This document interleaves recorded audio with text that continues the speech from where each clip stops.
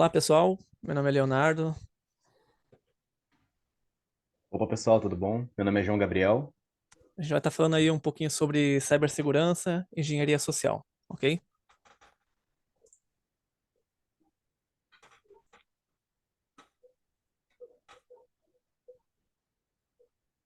Bom, cibersegurança. A cibersegurança é a prática de proteger sistemas, redes, dados contra ameaças cibernéticas, como vírus e hackers. Para garantir a segurança e a privacidade digital,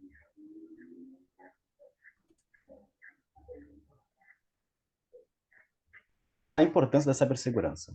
Bom, a importância da cibersegurança reside no fato de que vivemos em uma era digital, onde informações e sistemas críticos são armazenados e acessados online, sem a devida proteção. Esses ativos estão vulneráveis a uma série de ameaças cibernéticas.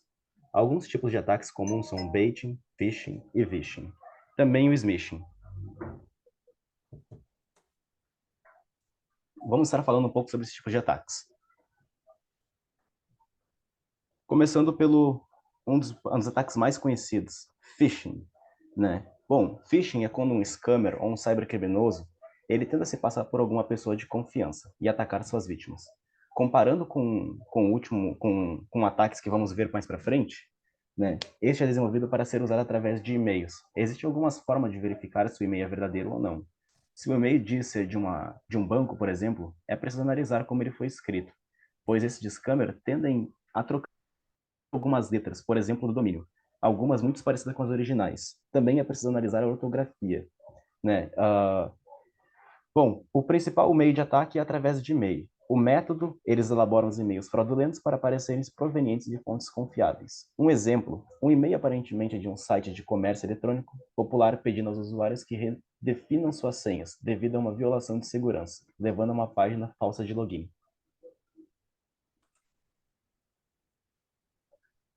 O ataque baiting, né, geralmente ocorre online, mas pode ocorrer através de outros meios. O método mais comum é: cybercriminosos oferecem algo atrativo, como um download gratuito, para atrair suas vítimas a clicarem em links maliciosos ou fornecerem informações sensíveis.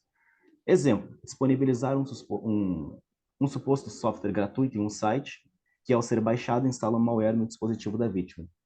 Recentemente, veio acontecendo alguns tipos desses ataques comandados por russos, né?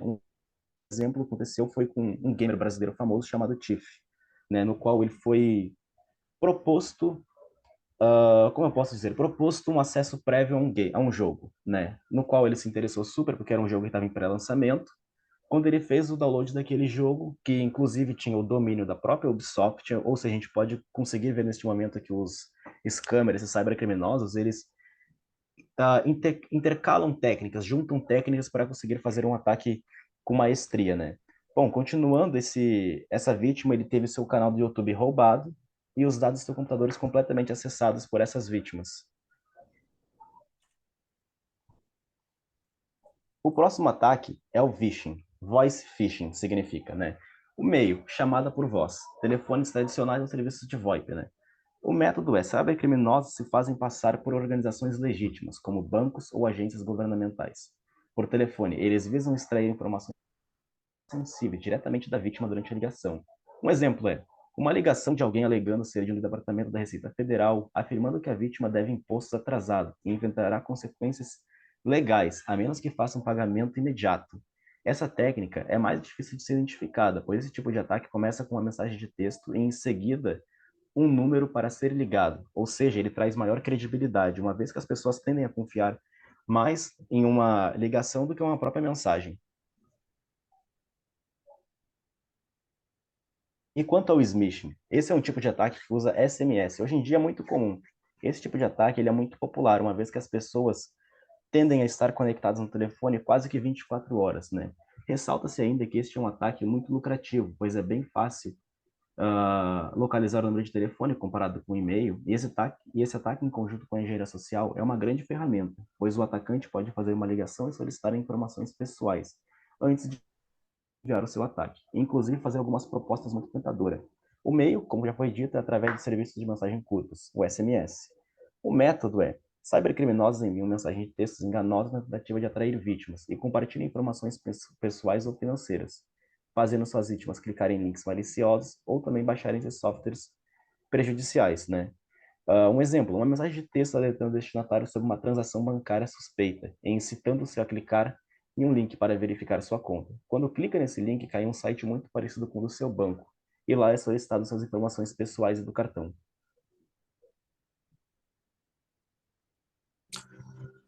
Então, voltar falando um pouquinho sobre engenharia social, o conceito, alguns exemplos, né? O João já comentou alguns tipos de ataques cibernéticos que acontecem, alguns deles envolvendo engenharia social, porém não é só nesses casos que ela é usada, né? Ela tem bastante a ver também com a parte humana, com a parte psicológica, né? Então, vou estar dando aí um pouco do conceito e alguns exemplos, ok? Bom, o conceito de engenharia social, né? Tentando explicar talvez para uma pessoa que nunca ouviu falar ou que não saberia o seu significado, né? Eu diria que é como um truque, é um tipo de truque que acontece, né? Esse truque muitas vezes ele é usado de forma como com manobras psicológicas, né? Então, muitas vezes o atacante ele tenta se aproximar da vítima, tenta fazer amizade, né? E nem sempre ele precisa invadir o computador da pessoa, né? A engenharia social era como se fosse um tipo de ataque que ele não está necessariamente ligado com hackers e códigos, né? Mas com a arte da persuasão, né?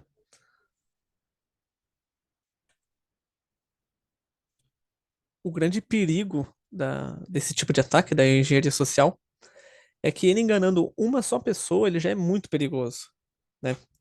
É como se a engenharia social fosse uma peça-chave num quebra-cabeça, assim. Inclusive, a gente tem vários casos, né, de, de empresas, enfim, que têm seus dados roubados. E quando esse dado ele tá roubado, né, geralmente o cyberatacante, ou a pessoa quem está fazendo esse ataque, ela cobra, né, para a empresa conseguir recuperar seus dados. E, claro, tem muitos ataques que acontecem por meio de hacking, né, por meio de phishing, mas existem casos e existem exemplos até de ataques que não usaram nada disso, sabe? De pessoas que se aproximaram de determinadas pessoas, e aí entra uma grande análise que existe, que geralmente esses atacantes, eles estudam muito antes de fazer um ataque desse. Eles reviram a vida da pessoa, eles começam a conhecer o que a pessoa gosta, com quem que essa pessoa conversa, né? Essa vítima, no caso. Então ele faz todo um estudo, todo um levantamento para ter embasamento para se aproximar da vítima, né? Então é um cuidado que tem que se ter. A gente tem um caso bem famoso aqui do Brasil, que foi o caso do Marcelo Nascimento da Rocha, né? Ele ficou conhecido depois como Marcelo Vips, que ele era um estelionatário, que ele entrava em baladas, ele se passava por policial, já se passou por cantor de bandas, para conseguir vantagens, para conseguir entrar em eventos VIPs, né? Até daí que vem o nome dele, Marcelo Vips.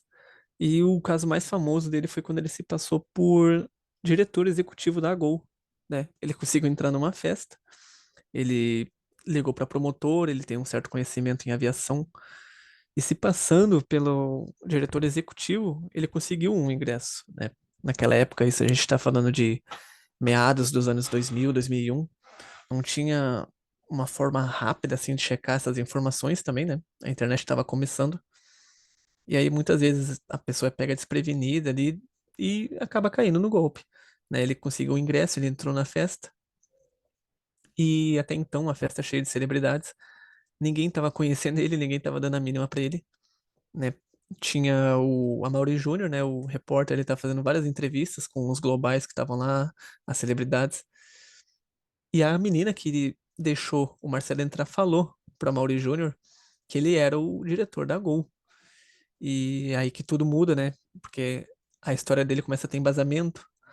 O Amaury vai fazer uma entrevista com ele e ele, desenrolado, né, cheio de persuasão, consegue convencer ele. Ele começa a falar de aviões e aí ele sabe codinome, ele sabe gírias, ele sabe nomes técnicos de quem conhece avião, né? Então começa toda aquela história que era falsa para aquele pessoal que tá ali na festa começa a fazer sentido, começa a ser verdadeiro. E aí ele consegue vários contatos. Enfim, essa história tem documentário sobre isso, tem vídeo, tem até podcast que ele participou recentemente, depois de sair da prisão. Então, uma história bem interessante, assim, e que mostra como a engenharia funciona não só por cyber-ataque, mas também por um meio mais humano, né? De persuasão. A defesa, né, para esse tipo de situação, são vários tipos, mas acho que as mais importantes e que a gente consegue passar, assim, numa apresentação rápida, né? Seria a calma que a gente tem que ter nesses momentos, né? Quem não tem a história de receber uma ligação daquelas que o criminoso fala que tá com teu sobrinho, com teu filho, enfim, tá com um familiar teu, né, sendo sequestrado. E aí tem muitas pessoas que perdem a calma naquele momento e já falam o nome da pessoa, né? Ah, tá com fulano de tal, e aí o criminoso vai lá e confirma o nome. Aí já viu, né? Aí ele tem tudo pronto pra continuar com o ataque. Então nessas situações a gente tem que sempre manter a calma. Claro, é difícil, né? Muitas vezes. E também sempre fazer a checagem das coisas, né? Quando a gente receber um e-mail, uma ligação, uma mensagem que seja, sempre verificar o destinatário, né? Verificar a escrita, muitas vezes a ortografia entrega esse tipo de ataque, certo? E também para complementar e deixar um pouco mais de conhecimento técnico, né? Eu vou tocar aqui um áudio de um amigo pessoal meu e também profissional da segurança da informação que vai estar dando algumas dicas e alguns tipos de defesa que a gente pode ter para esse tipo de ataque, tá bom? Vou rodar aqui o áudio. Olá pessoal, vou me apresentar rapidinho. Me chamo William Bini, eu sou analista da segurança da informação, líder da vertical de segurança ofensiva em uma empresa de Porto Alegre. Uma das minhas funções é a criação de campanhas de engenharia social, treinamentos e ações de conscientização. Me pediram para trazer algumas dicas rápidas de como identificar e se prevenir de ataques, tá? Então, basicamente, sempre verifique quem são os remetentes, quem está entrando em contato contigo, seja por e-mail, seja por SMS ou por ligação. Sempre tente validar esses remetentes. Verificar também as questões de erros de ortografia e gramática. Normalmente, esses golpes têm algum problema, seja ele de digitação ou até de caracteres especiais. Links suspeitos, né? Tem dúvida, não clicar em links suspeitos, em anexos suspeitos também não. Uma dica das questões de links, você pode colocar o mouse sobre o link para ver onde ele vai ser direcionado. Por favor, sempre ativar o 2FA, ou autenticação de dois fatores, né? Sempre que possível, ative isso, vai adicionar uma camada extra de segurança às suas contas. E uma dica mais importante, tá? São os e-mails com urgência. Sempre desconfiar de urgências. Então, os golpistas sempre vão criar alguma urgência para tentar roubar seus dados, né?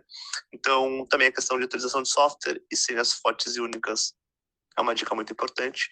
Mas, em resumo, eu acho que manter a calma é a parte mais importante. Então, avaliem cuidadosamente, mantenham a calma e, acima de tudo, fiquem seguros, tá bem?